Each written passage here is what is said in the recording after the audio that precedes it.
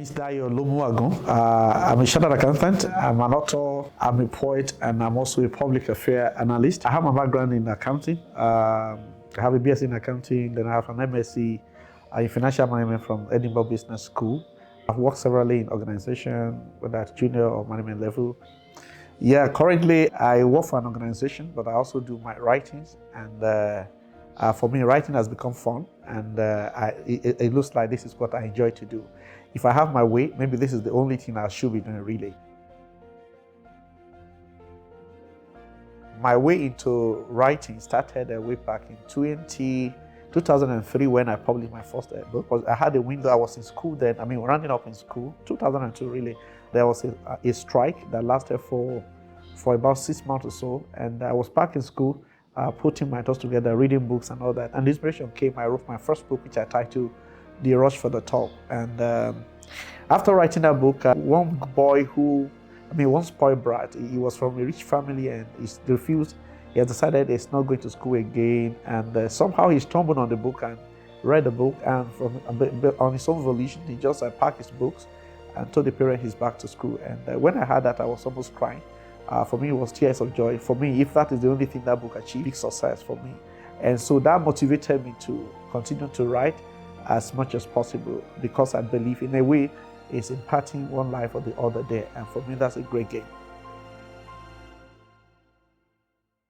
So before now, I've written over 10 books. I've written 12 books precisely. We unveiled 7 of those books in March 2020. Immediately before the lockdown following the COVID-19 pandemic. Here are we today by the grace of God. About 15, 16 months after, we have another set of books to unveil, about 15 of them, which will be done on Saturday, 11th of September, 2021 at 1 p.m. So this is my story about why the things I've written, what I do. Where is the inspiration coming from?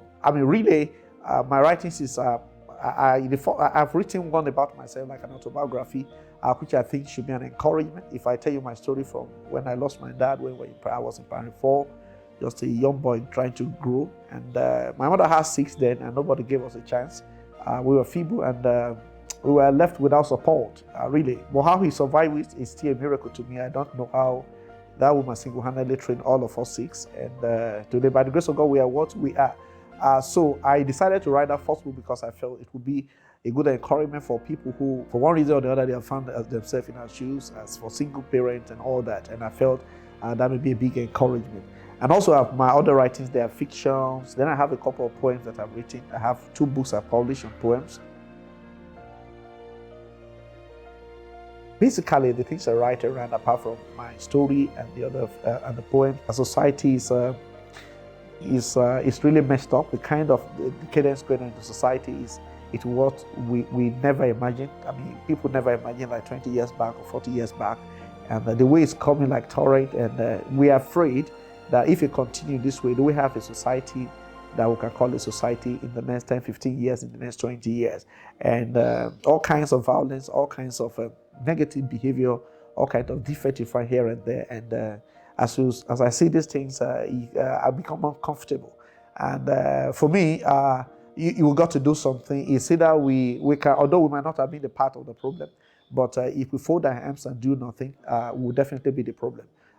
So instead of complaining all along, I felt what I could do, since I just discovered that I can write in some way, is just to develop my writing skill and to write these things that address things that will address those decadence in society. And maybe hopefully this book will find their ways into schools, and we can begin to form with other good books outside there. We can begin to mold the character of young boys and girls and the character of society. This is the reason why I write. Address the moral, those values that we have jettisoned. Those good African values that we Africans are known for. Values of hospitality, values of honesty, values of boldness, values of courage, values of respect for others and all that. Those are some of the values that are fast disappearing from the society, and no wonder the society is crumbling. And so those are the reasons I write, to see whether we can salvage this. And you see again, if you want to if you want to destroy a people, just pray to the gods that they will forget their story, they will forget their history, they will forget their background. And without wasting time, you will destroy them easily. And I think that is what is happening to society. We've fast forgotten our values, we've fast forgotten our history. And you go to school today, you'll be sad that nobody talk about history. History is not being taught to those children again. They don't even know where their fathers came from. And it's alarming. So in a way, I decided to write to say, how can we still tell our story? How can we still tell our history to people, our children, and our children to come, in a subtle manner, that they can still understand and relate to where they're coming from. Even as the quest to be westernized is everywhere, we can still remember the good values, the good things we have in our African culture and all that. For me, those writings are aimed at making the society to be so that we just did seven books last year, and here we today doing 15 books again, and you wonder, is this book, are they arranged somewhere and I just press a button and they pop up or something? For me, I think it's been wonderful. Sometimes what we call dead end is just, it's not the end. It's not the end of the road. It's not the end of the tunnel. It's just a bend, and if you just follow that bend, it may take you to a better place where you never dreamt of. And that is my story. But before the last 2 years, some crisis happened, and I suddenly discovered I have my free time, and that's how I started to write. And I told myself that as that thing lasted, I'm going to write one book in 1 month, one book in 1 month. So that's how we did the first 7. And even why I've started to do some other things, and I'm getting busier than before. Those thoughts will not leave me. The inspiration will not leave me, and so I still found myself writing. Writing, and such that in the last 16 months we also able to push out 15 books. And where the energy comes from, I credit it to God. I think there's a lot of energy really, and so the inspiration keep coming as I go to the street, as I go through the street, as I see things happen. The inspiration drops. Sometimes you're in church service or something, and you hear a word in your spirit, it drops, and that's the title of another book, and you put the flesh together. The sketches, you put it down, and later we can flesh it out. And those are the things how this book has been dropping. Yeah, the challenges are there. It's not easy. And while I was coming, I wrote something. I sent something to my wife. I thank him. I say I want to thank you profusely for coping with me, for managing me, because I suddenly discovered that maybe one of the few men that may be most difficult to manage is the kind of man that is always on his phone and on his laptop. So he's either writing or reading. And if you are fortunate to be the wife of such a man, I think you have a lot of things to do. A lot of understanding has to go into that. And so for me, those are some of the things, the cost that you have to pay for this. But like I said, overall, it's a good one, because in a little way you impact the society. In a little way, you add value to the society. And what benefit could we get more than we see our society change for better? You see a life, turn around for the better and all that. So for me, I'm happy. And despite the challenges, in short, the challenges, sometimes they wake up all to a better side. Like somebody said, that it is in the crucible of a difficult time of the thing we go through, that our most noblest dreams are burnt. I say the reward for the thing we have passed through. So for my own case, I think this is absolutely true. Yes, writing is fun. I've read a couple of books, and I see that even some of these books are not being used in school. Books from Chinua Achebe, Things Fall Apart, and some other fantastic book he wrote. How they deploy the African proverbs, those proverbs that are so rich, and hard saying that are so rich, and I see that brand of writing is fast disappearing from society. You hardly see it around, and so I decided to create a niche around that. Those hard saying, those rich African proverbs, and that put your story around it, and push this forward. So those are the things I do. People who are great writers and also historians. I've met people like the Professor Akintoye. rich in Yoruba history and all of that, historian.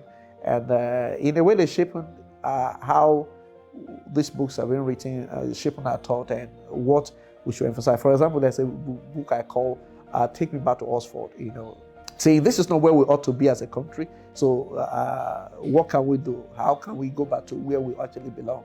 And so these are the things that shape our thought. So many books, and the new books that are going to be unveiled, they are great books. I guarantee you they're great books. All kinds of titles, The Conversation, The Murder by Love, The Appointment, all kinds of story, all kinds of titles, and they are fantastic books. Some of them I've read them like two or three times myself, because I just find them. I keep consulting them for quotes and all that, because for me, writing is about inspiration, and it does not have so much to do about the writer. So he comes and you write it down, and so at some point I go back to consult myself and to visit some of those things I've put there myself. And I want to employ everybody that these are books that you want to find in our homes, in our schools, on the shelf, in our libraries, and all of that. And I'm eternally grateful to God for Lagos State. I have a couple of my books in Lagos State now. I have some of them in Ondo State, in Ekiti State. It's going around Southwest. And we are believing God and trusting God that it will go around the nation at some point, in the nearest future, because that is really what we wanted. Let this story be told, let this book be read to students and all that, and hopefully it will shape their life, it will shape their thought pattern and all that. So for me, I cannot ask for more. If I were Oliver Twist, I would have asked for more, but unfortunately I'm not Oliver Twist, but I will still ask for more. And the more is, apart from the love and the support that has been showered on me, it's been massive. Really, it's been massive. I shouldn't be asking for more. But it would not be enough if this book, after being written, they are just catching dust on the shelf and all that. It should go to the home. It should go to... So, pleading with my audience, I'm pleading with my friends and my readers to say, please help the book to go out, give it to somebody, help us to reach the schools and see how we can shape on our society at the end of the day. And for people who want to pre-order the book, to order the book, you can see the link that's been displayed on the screen below. It does not matter where you are, within the country or outside Nigeria. We will definitely, once you make your order, you will definitely get these books within a couple of days.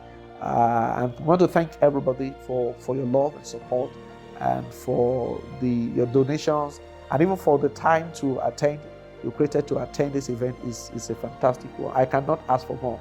And my prayer is that the Almighty God will also support you and stand by you in all that you do, and that we help you and your generation. And that in our time, our society will be better, and we can leave to our children and children's children a saner society than we ever met it. Again, thank you, everyone. I remain your humble boy. I remain your humble friend, Dayo Lomuwagun. Thank you.